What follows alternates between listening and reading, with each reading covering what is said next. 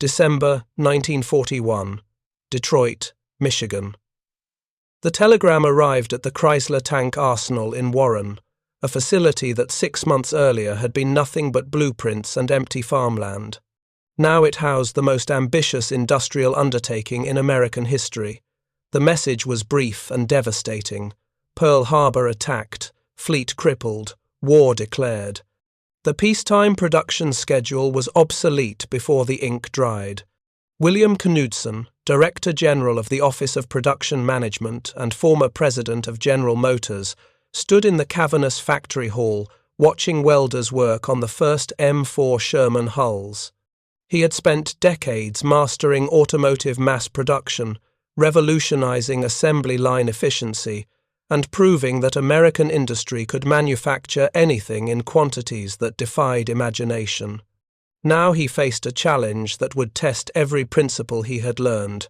The United States Army needed tanks, not dozens, not hundreds, thousands of them, and they needed them immediately.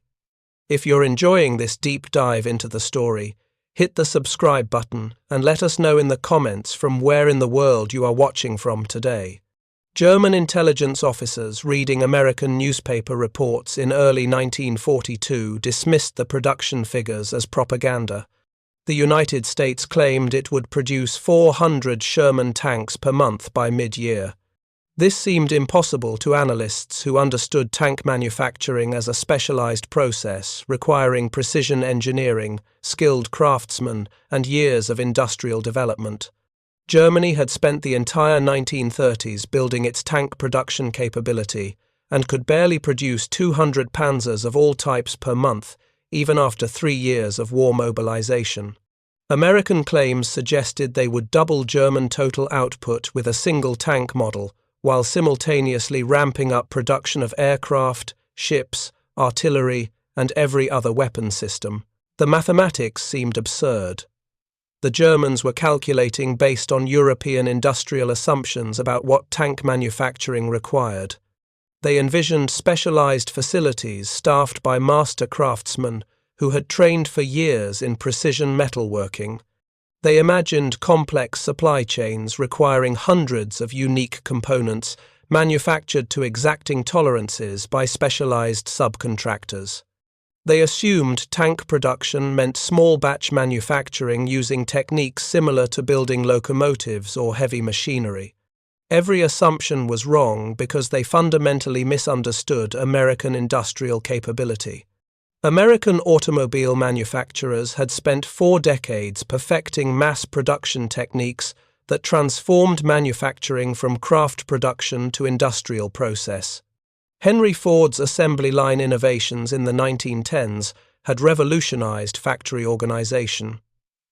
Alfred Sloan's management reforms at General Motors in the 1920s had created the supported intensified, modern corporation capable of coordinating vast production networks.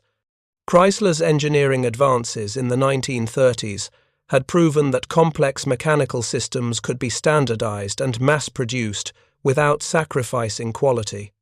These innovations, developed through intense commercial competition in the civilian automotive market, created industrial capabilities that existed nowhere else in the world at comparable scale. The Sherman tank program didn't emerge from military arsenals or government factories. It came from automotive engineering departments at Chrysler, General Motors, Ford, and dozens of smaller manufacturers who understood mass production as thoroughly as German engineers understood precision manufacturing.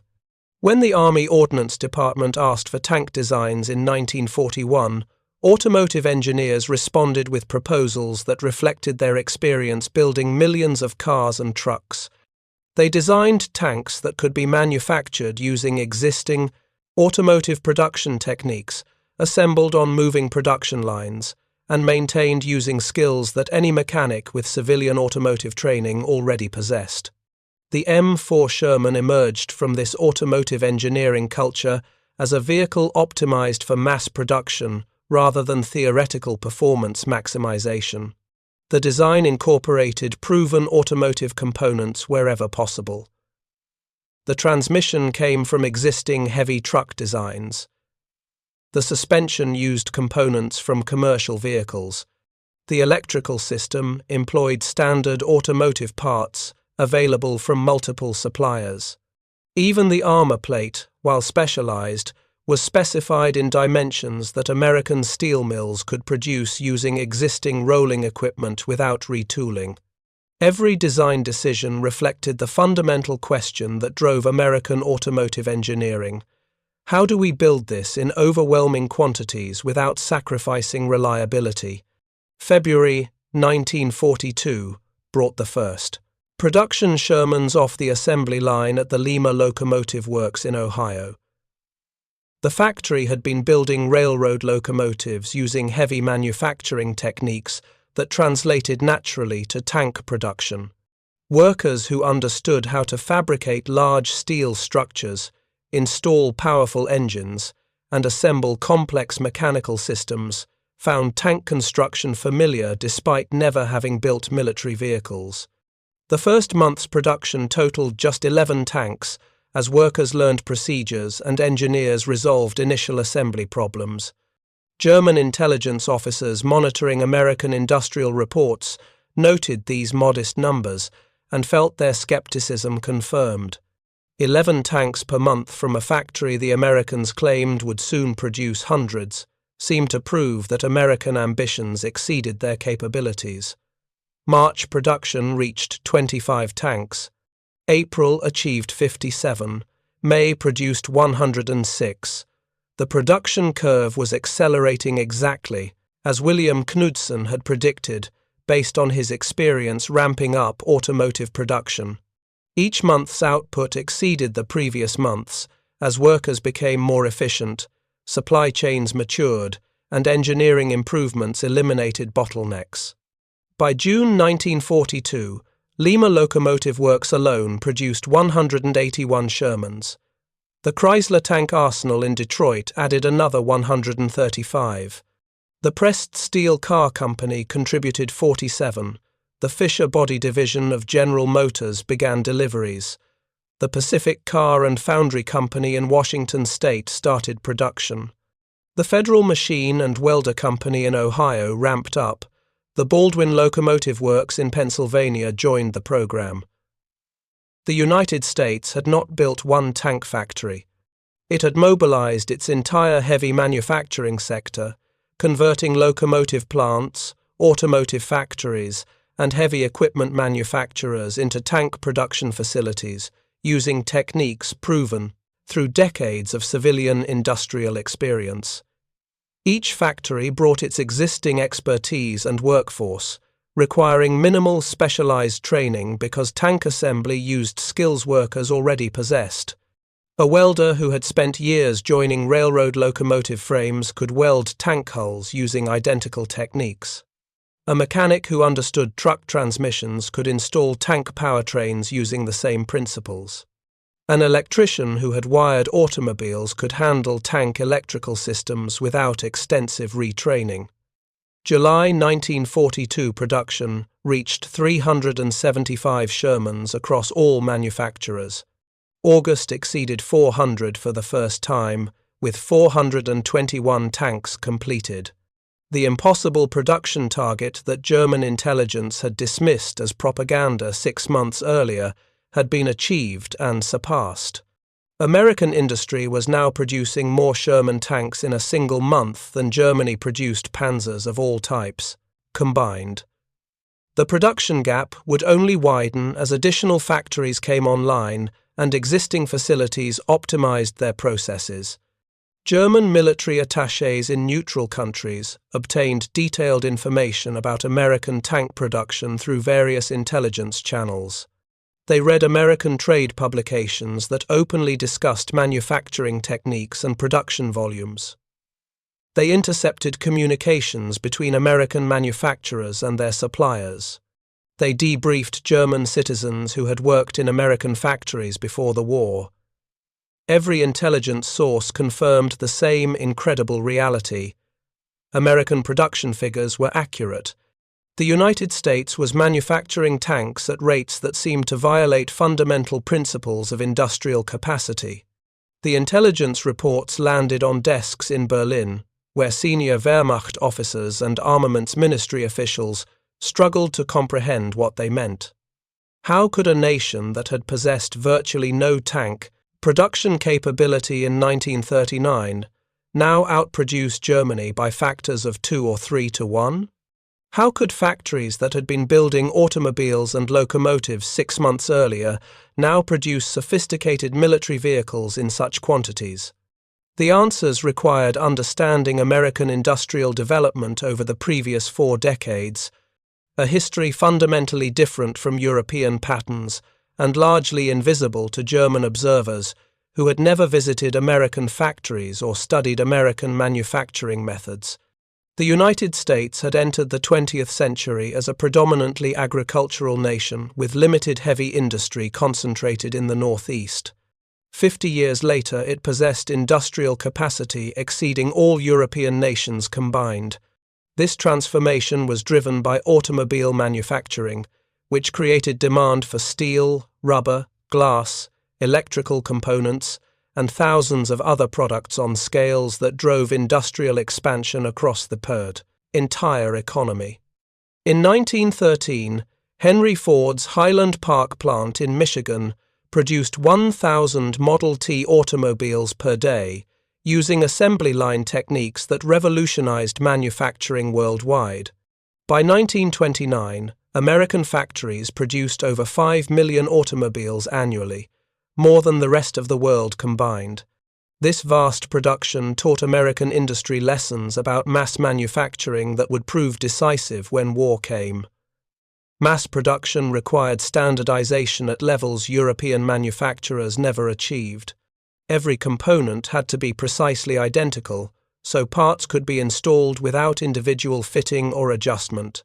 This demanded manufacturing tolerances that seemed unnecessarily tight to European craftsmen trained in traditional methods where skilled workers adjusted each part during assembly. American automotive factories couldn't employ enough craftsmen to build millions of vehicles using traditional techniques, so they developed manufacturing processes that eliminated the need for skilled adjustment. Machine tools were designed to produce parts to exact specifications without requiring operator skill. Assembly procedures were simplified so workers with minimal training could install components correctly. Quality control systems detected defects before they reached final assembly.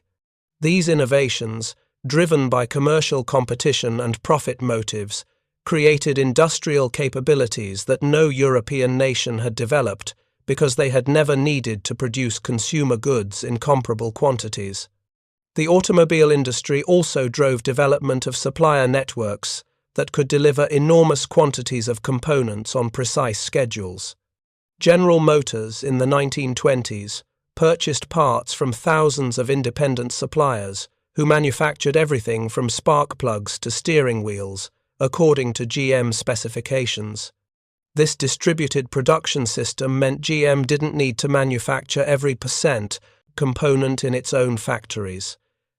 Instead, it coordinated vast networks of specialized suppliers who competed for contracts by improving quality and reducing costs. The system worked because American industry had developed common standards for dimensions, materials, and testing procedures that made components truly interchangeable between manufacturers. When the United States needed to produce tanks in 1942, this mature industrial system pivoted to military production with remarkable speed. Automotive manufacturers became prime contractors responsible for final assembly. Their existing supplier networks retooled to produce military components using the same coordination mechanisms that had supplied civilian production. A manufacturer who had been stamping automobile fenders began stamping armor plate. A company that had produced truck transmissions started building tank transmissions using nearly identical processes. An electrical component supplier shifted from automotive ignition systems to tank electrical systems. The physical products changed, but the manufacturing methods, quality standards, and supply chain coordination remained consistent with proven civilian practices. September 1942 production reached 508 Shermans. October exceeded 600, with 649 tanks delivered. November achieved 750. December closed the year with 859 Shermans produced in a single month. The United States had manufactured over 4,000 Sherman tanks in 1942, while simultaneously ramping up production of every other weapon system the military required. American factories delivered 24,000 combat aircraft that year. Shipyards launched 8 million tons of merchant shipping. Artillery plants produced thousands of field guns. Small arms manufacturers delivered millions of rifles. The industrial mobilization was proceeding faster than even optimistic American planners had projected. German intelligence analysts examining these production figures in early 1943 faced an uncomfortable reality. American industrial capacity exceeded German capabilities by margins so large that numerical comparisons seemed meaningless. Germany had mobilized its entire economy for war production in 1939 and had spent 4 years maximizing output from every available factory. The United States had just begun serious war production in 1942 and was already outproducing Germany in most weapon categories while maintaining higher civilian living standards than any European nation. The implications for the war's outcome were clear to anyone willing to examine the data objectively. Germany could not win an industrial war against an opponent with such overwhelming productive advantages. The skepticism that had characterized German assessments of American industrial claims in early 1942 evaporated by mid-1943. Field commanders on the Eastern Front reported facing increasing numbers of American-built tanks in Soviet service, with Sherman tanks appearing in Guards tank brigades alongside Soviet 34s.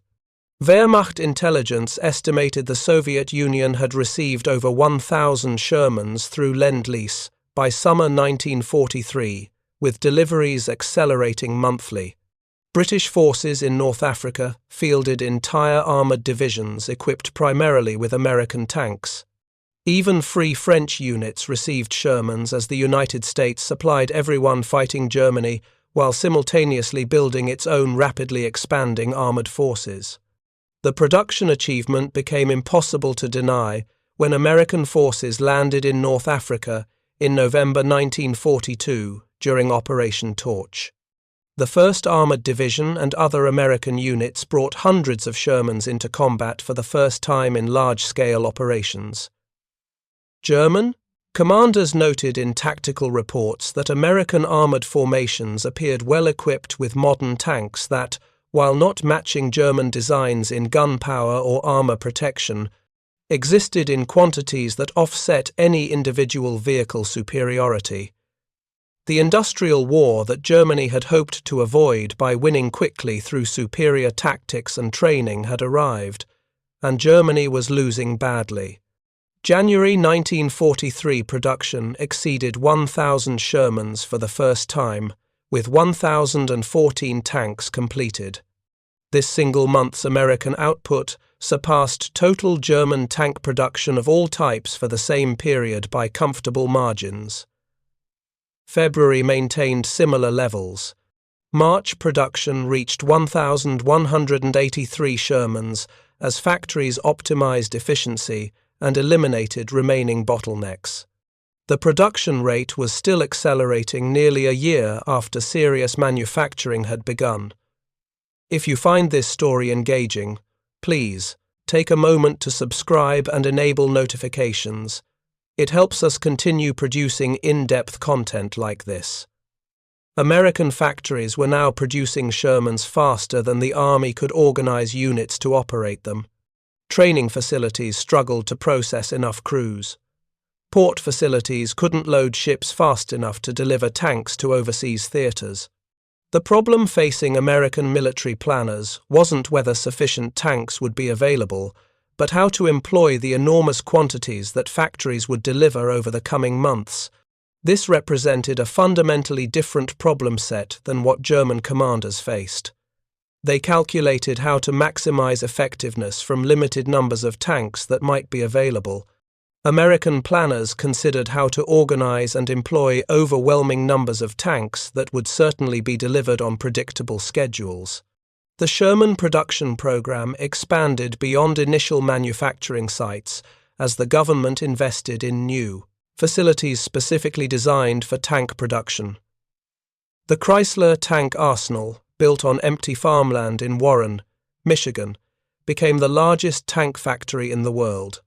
The facility covered over 113 acres under one roof, with assembly lines stretching for lengths that workers required bicycles to traverse. At peak production, the arsenal operated 24 hours per day with 3 shifts of workers producing tanks continuously. The factory could complete a Sherman tank every 45 minutes during optimal production periods, rolling them directly onto rail cars for shipment to army depots. This industrial achievement reflected decades of American automotive engineering experience applied to military production. The Chrysler Tank Arsenal used the same moving assembly line principles that Henry Ford had pioneered 30 years earlier, building Model T automobiles.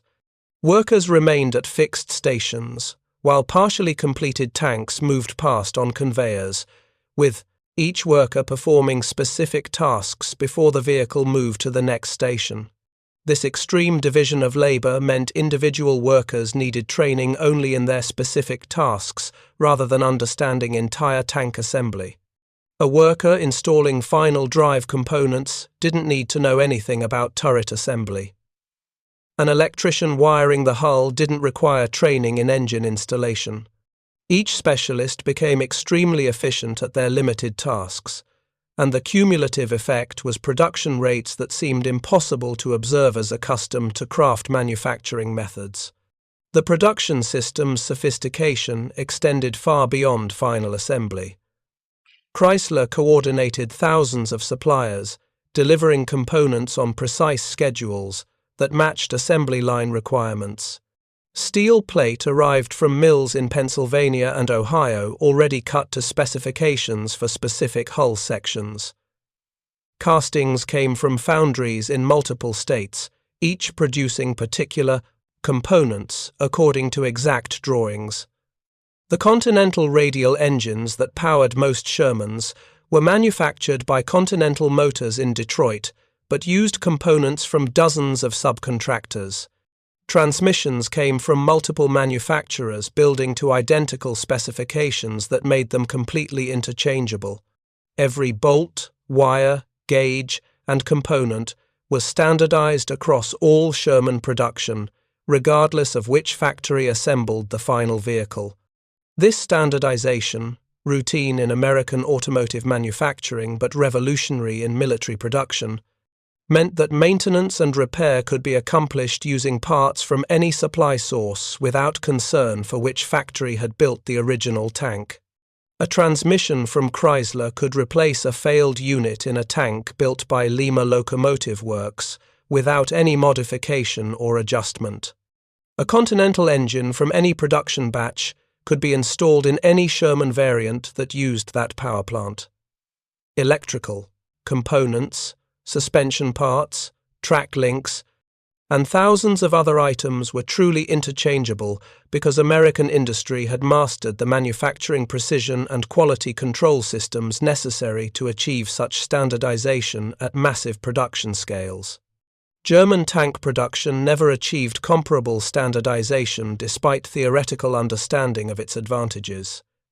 Each German manufacturer introduced subtle variations in components that prevented true interchangeability. A Panther built by MAN required different spare parts than a Panther built by Daimler-Benz, even though both were supposedly identical vehicles. German field commanders complained constantly about supply complications caused by these variations, which meant maintenance units had to stock multiple versions of nominally identical components, and mechanics had to understand the differences between manufacturers. The problem stemmed from German industrial structure, which emphasized skilled craftsmanship and accepted variations as inevitable, rather than pursuing the absolute standardization that American automotive manufacturers had proven essential for efficient mass production. By spring 1943, Sherman production had reached industrial momentum that defied every pre-war assumption about manufacturing capacity. American factories delivered 1,200 tanks monthly, with additional production facilities still ramping up toward full capacity. The Ford Motor Company's massive River Rouge complex in Michigan, which had revolutionized automotive manufacturing in the 1920s, converted portions of its vast production network to military output. The facility that had once produced 5,000 automobiles daily now added tanks to its output without significantly reducing civilian vehicle production for essential war work. The scale was simply beyond anything German industry could comprehend because Germany had never developed comparable automotive manufacturing capacity during peacetime. The human dimension of this industrial achievement remained largely invisible to German intelligence analysts studying production statistics. They saw numbers representing tanks delivered, but couldn't observe the social transformation occurring across American industrial regions. Women who had never worked outside their homes now operated drill presses and welding equipment in factories that desperately needed workers as men enlisted in military service. African Americans migrated from southern agricultural regions to northern industrial cities, where factories offered wages far exceeding anything available in their home communities. Teenagers too young for military service found employment in defense plants where they contributed to production while earning money that transformed their families' economic situations. The industrial mobilization was remaking American society while simultaneously producing weapons in quantities that would decide the war's outcome. Detroit, the heart of American automotive manufacturing, transformed into what journalists called the arsenal of democracy. Factories that had built Chryslers, Fords, and Chevrolets now produced tanks, aircraft engines, and artillery shells. The Dodge factory manufactured aircraft engines. The Packard plant built Rolls-Royce Merlin engines for P-51 Mustang fighters under license. The Fisher Body Division assembled B-24 Liberator bombers at the massive Willow Run plant designed by Charles Lindbergh. Everywhere, automotive engineers and workers applied their peacetime skills to military production, achieving output levels that would have seemed fantastical just 3 years earlier. The city's transformation illustrated broader changes occurring across American industrial regions, from California shipyards to New England aircraft factories. German responses to American production advantages revealed fundamental limitations in their strategic thinking. Rather than acknowledging that industrial capacity would determine the war's outcome, German military leadership doubled down on qualitative superiority. If American factories could produce 400 Shermans monthly, Germany would build smaller numbers of technically superior tanks that could destroy multiple Shermans in combat. This reasoning ignored logistics realities that field commanders understood instinctively. A Panther tank that could theoretically defeat 3 Shermans in combat was worthless if it broke down before reaching the battlefield or consumed so much fuel that operations couldn't be sustained. A Tiger tank with superior armor and firepower couldn't influence battles it never reached because mechanical failures or fuel shortages prevented deployment. The emphasis on technical sophistication over reliability and producibility led Germany down a development path that consumed enormous resources while delivering limited operational capability. The Panther program, rushed into production to counter Soviet 34 tanks encountered on the Eastern Front, exemplified these misguided priorities. German engineers designed an impressive vehicle with a powerful 75mm gun, thick sloped armor, and excellent mobility when functioning properly. But the powertrain was overtaxed by the vehicle's 45-ton weight. The final drives failed catastrophically under stress, and the transmission required careful operation by skilled drivers to avoid damage. Early Panthers sent to the Battle of Kursk in July 1943 achieved only 16% operational readiness, with mechanical failures eliminating more vehicles than Soviet action. American engineers would never have accepted such reliability problems in a production vehicle because their automotive industry experience taught them that unreliable products failed in the marketplace, regardless of their theoretical capabilities. A car that broke down frequently didn't sell, no matter how impressive its performance specifications. This commercial discipline, forged through decades of competition where customer satisfaction determined success, influenced how American engineers approached military vehicle design. They built tanks that worked reliably because that's what their industrial culture valued and their manufacturing expertise enabled. German engineers, working within military procurement systems that valued impressive specifications over field reliability, built tanks that looked superior on paper but failed under sustained operational stress. The production disparity widened throughout 1943 as American output accelerated while German production stagnated, despite desperate efforts to increase capacity. By year's end, American factories had delivered over 15,000 Shermans, while Germany produced approximately 6,000 tanks of all types. The United States simultaneously produced 29,000 combat aircraft, launched 19 million tons of shipping, and delivered vast quantities of every other weapon system required while maintaining civilian production of essential goods. Germany, fully mobilized since 1939 with its entire economy devoted to military production, simply couldn't match these outputs despite possessing sophisticated industries and skilled workforces. The gap reflected fundamental differences in industrial development between nations. America's vast automotive industry had created manufacturing capabilities, supplier networks, and engineering expertise that existed nowhere else at comparable scale.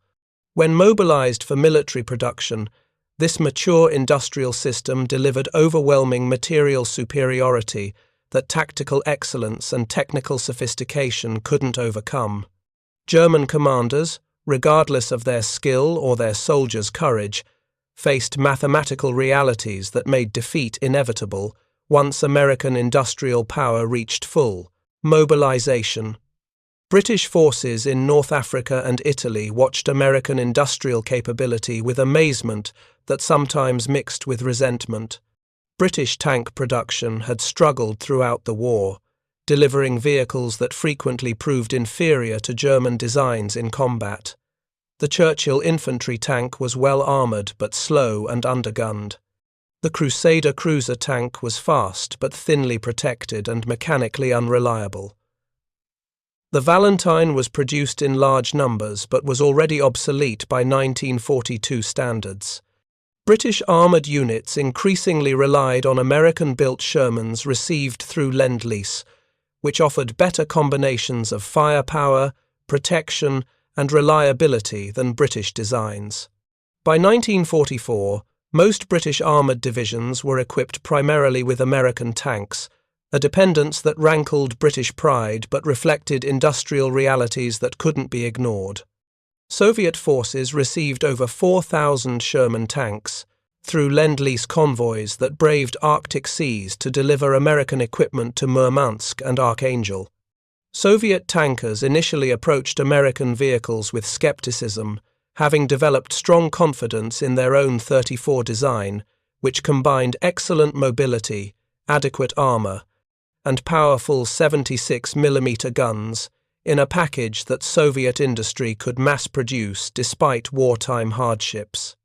The Sherman offered different characteristics than the 34, emphasizing crew comfort, reliability, and ease of maintenance over raw combat power.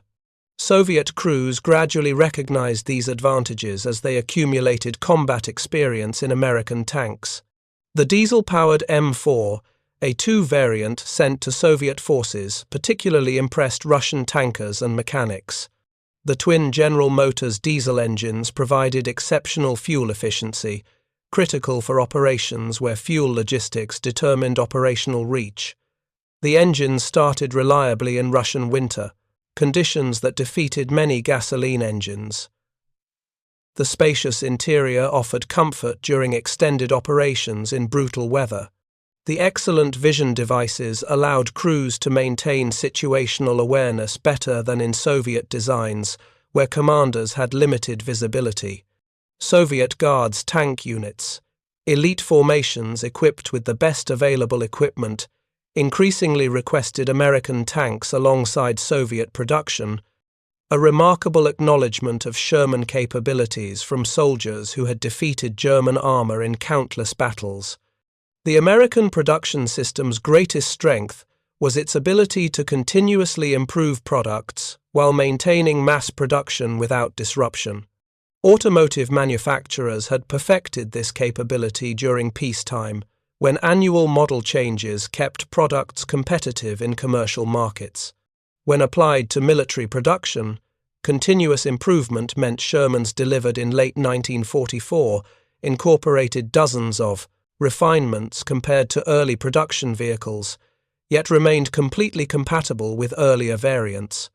The improvements included better armor protection through additional thickness and improved angular mounting, upgraded 76mm guns that could defeat heavier German armor, improved ammunition storage that reduced fire risks, enhanced vision devices for crew situational awareness, and refined powertrain components that extended operational life. These improvements emerged from systematic feedback processes that connected field experience directly to factory engineering departments. Tank crews reported problems and suggested improvements through channels that delivered information to engineers within weeks. Designers evaluated suggestions, developed solutions, tested modifications, and implemented changes in production lines without halting delivery schedules. German industry never achieved comparable feedback integration, despite understanding its theoretical value. The bureaucratic distance between frontline units and design bureaus meant months or years passed before field experience influenced production, by which time circumstances had changed and different problems had emerged. By summer 1944, when Allied forces landed in Normandy during Operation Overlord, American armored units brought overwhelming material superiority that German defenders couldn't counter through tactical skill alone. The 12 armored divisions supporting the invasion fielded thousands of Shermans, backed by logistics networks that could sustain continuous operations indefinitely. American tank battalions attacked, suffered losses, received replacement vehicles from depot stocks, and resumed operations without significant delay.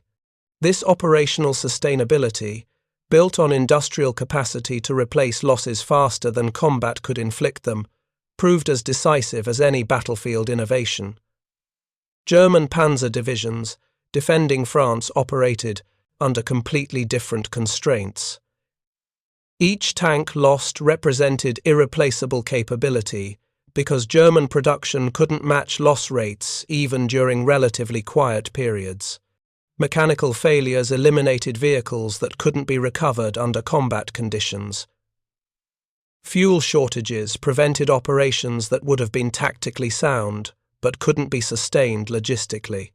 By late 1944, German armoured formations existed largely on paper, with actual operational strength far below authorised establishments. A panzer division that should have fielded 200 tanks often had fewer than 50 operational vehicles, with the remainder awaiting parts, fuel, or repairs that couldn't be completed given deteriorating supply situations. The final German offensive in the West, the Battle of the Bulge in December 1944, demonstrated how completely industrial capacity determined operational possibilities. German forces assembled approximately 240,000 troops and 600 tanks for a surprise assault through the Ardennes that aimed to split Allied armies and recapture the port of Antwerp.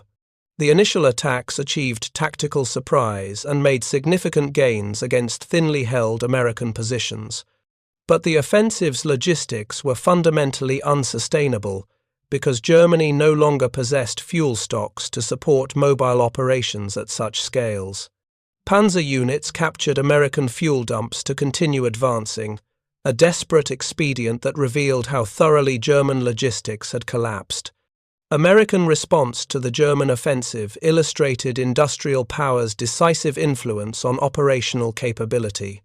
Within days of the attack beginning, Supreme Headquarters Allied Expeditionary Force redirected entire divisions to contain the penetration, moved thousands of vehicles to threatened sectors, and established supply networks that sustained counterattacks across multiple axes simultaneously. The first logistical response was possible because American industrial capacity provided enormous stocks of vehicles, fuel, ammunition, and supplies that could be redirected rapidly without compromising operations elsewhere. By early January 1945, American forces had eliminated the bulge, destroyed German offensive capability, and resumed their own advance toward the Rhine River. The grinding advance into Germany during the first months of 1945 revealed the ultimate consequences of industrial disparity. American armored divisions advanced against increasingly desperate German resistance, organized around scattered tank formations that could achieve local tactical successes but couldn't sustain defensive operations. German tanks knocked out Shermans in favorable engagements, but American units simply brought forward replacement vehicles from depot stocks and continued advancing. The mathematics were brutally simple. America could replace losses indefinitely. Germany could not. Every tank, every vehicle, every weapon system lost represented capability that would never be replaced because German industry had collapsed under strategic bombing and resource exhaustion. The final battles in Germany exposed the human cost of industrial warfare fought between grossly mismatched opponents. German soldiers, including teenagers and elderly men conscripted in desperate final mobilizations, faced American forces equipped with overwhelming material superiority supported by complete air dominance. The courage or skill of individual German defenders mattered little against opponents who could bring unlimited artillery, air support, and armor to bear on any resistance. American forces destroyed German defensive positions through firepower rather than maneuver, accepting higher ammunition consumption to minimize casualties. This approach was possible only because industrial capacity provided ammunition in quantities that made conservation unnecessary. The Sherman tank program ultimately delivered 49,324 vehicles during the war, more than all German tank production of all types combined. American industry had manufactured these tanks while simultaneously producing every other weapon system in comparable quantities, supplying Allied nations through Lend-Lease, and maintaining civilian living standards higher than any combatant nation. The industrial achievement was unprecedented in human history and would never be matched. No nation would again possess the combination of raw resources, industrial capacity, technical expertise, and geographical security that allowed such production. The story of American Sherman production versus German industrial limitations reveals truths about modern warfare that remain relevant across decades. Industrial capacity ultimately determines sustainable combat power more reliably than tactical innovation or technical sophistication. The most advanced weapons are worthless if they can't be produced in sufficient quantities, maintained under field conditions, and supplied during sustained operations. Reliability and maintainability matter more than impressive specifications that can't be achieved consistently in mass production. These lessons, learned at tremendous cost during the Second World War, influenced military-industrial thinking throughout the Cold War era and continue shaping defense acquisition policies today. The Germans, who had dismissed American production claims in early 1942, learned through bitter experience that industrial maturity built over decades of civilian manufacturing couldn't be duplicated through mobilization orders and forced labor. American automotive engineers, who spent the 1920s and 30s perfecting mass production techniques for civilian markets, possessed capabilities that military arsenals couldn't match regardless of government investment. The commercial discipline of building products that customers trusted and would purchase repeatedly created engineering cultures focused on reliability and practical functionality rather than theoretical performance maximums. When applied to military production, these civilian-derived capabilities proved devastatingly effective. The human dimension of this industrial competition extended far beyond factory floors and battlefields. American workers who built tanks earned wages that supported middle-class lifestyles, purchased homes, and sent children to college after the war. German workers conscripted into armaments, production, under increasingly coercive conditions, worked exhausting hours for diminishing rations, while their cities burned under strategic bombing. The social costs of industrial war fell far more heavily on nations that lacked the geographic security and resource base to sustain production while maintaining civilian welfare.